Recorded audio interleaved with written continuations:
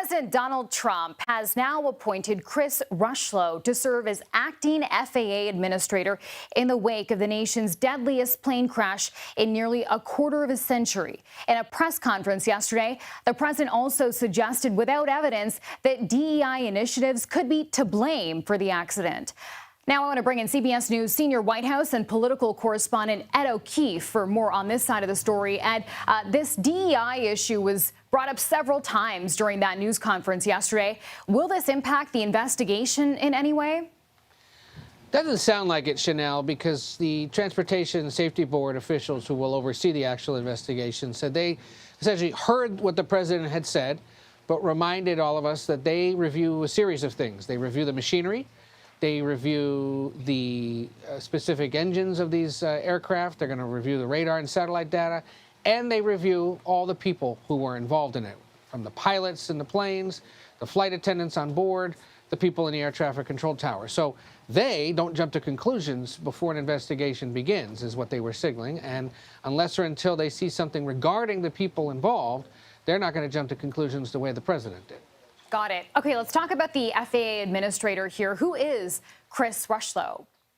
Well, Rocheleau's been involved with the FAA now off and on for about 2 decades. This is actually his third stint leading the Aviation Safety Agency, and it speaks to a broader systemic issue that this agency's had. A series of administrators through the years not able to really hold stable political leadership at a key safety agency. He was appointed deputy administrator just last week because the previous administrator quit in late December, or signaled he would, ahead of the Trump inauguration. And that's in part after several months of public disagreement with Elon Musk over how the FAA was overseeing SpaceX. He had fined SpaceX a 6-figure sum for some safety violations. Musk didn't like that, and had essentially been using his platforms to call for his resignation ever since. So he was gone, the number 2 had stepped down, and so you had acting leadership in charge of this key agency when the inauguration happened and the transition really began.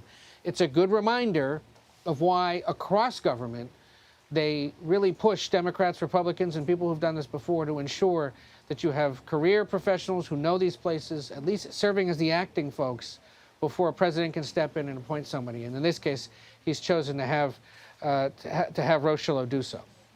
And Ed, I want to ask you about some breaking news we're just learning about right now. The CEO of NVIDIA is coming to the White House today for a meeting. Tell us why. That's right. CBS News has learned that Jensen Huang is meeting with the president today. It is scheduled, we're told, probably for this afternoon.